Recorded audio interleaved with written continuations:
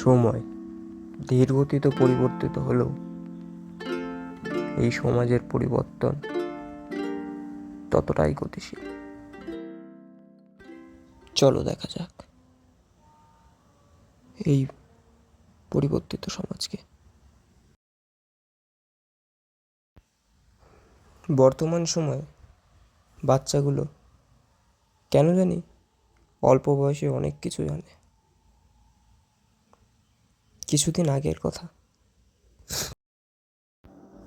মাঠে খেলতে গিয়ে বাচ্চাদের মাঝে বসে বুঝতে পারলাম তারা খিস্তিতে আমার থেকেও বেশি পারদর্শী।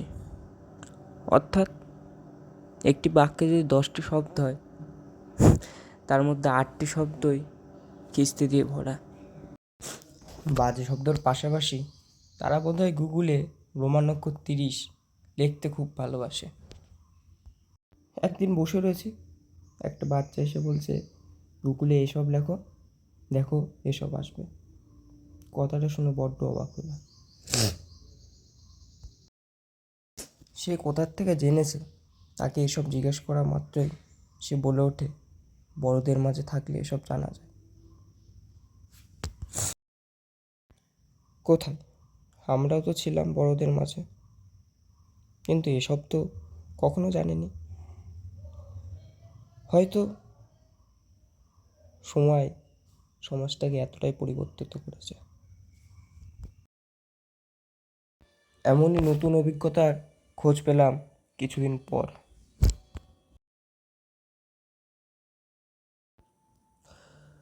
আর একদিন একটা বন্ধুর বাড়িতে গিয়েছিলাম। তার একটা ভাই আছে।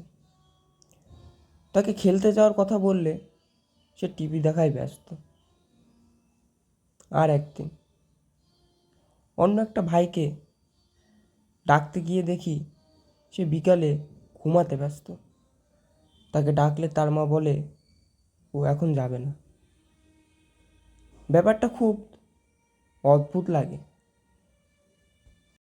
আমাদের সময় আমরা শুধু মাঠে যাওয়ার জন্য কান্না করতাম, বিকালে কোনো প্রাইভেট রাখতাম না, শুধু খেলার জন্য। আর এখন মাঠে গেলে শুধু মাঠ ছাড়া আর কিছু দেখা যায় না। ক্রিকেট ফুটবলের জায়গা হয়তো ফ্রি ফায়ার আর পাবজিতে নিয়ে নিয়েছে। তবে আমার প্রশ্ন একটাই, এই ফ্রি ফায়ার বা পাবজি কি প্রকৃত বন্ধুর সন্ধান দিতে পারবে?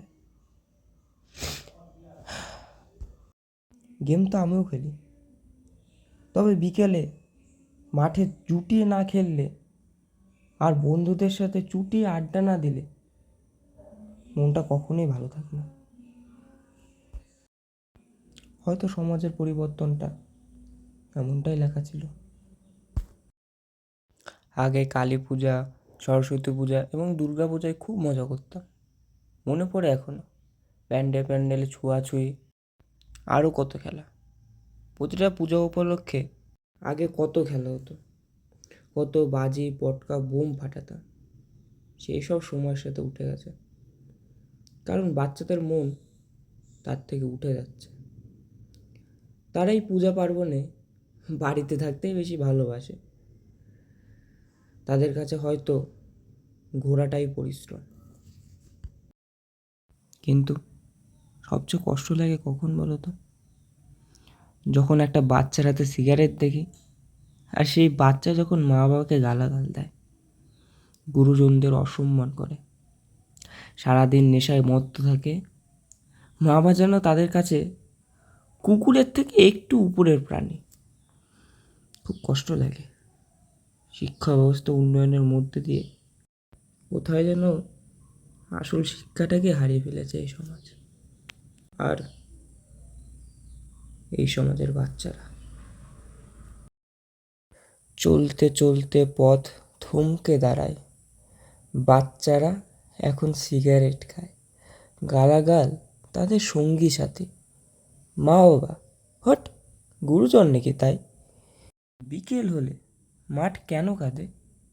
খেলাধুলা তো সব হারাবে, আনন্দ মজার রয়েছে অভাব, নেশায় শুধু তাদের স্বভাব। সমাজ, এ সমাজ কোথায়? বাচ্চারা তো আর বাচ্চারা নয়।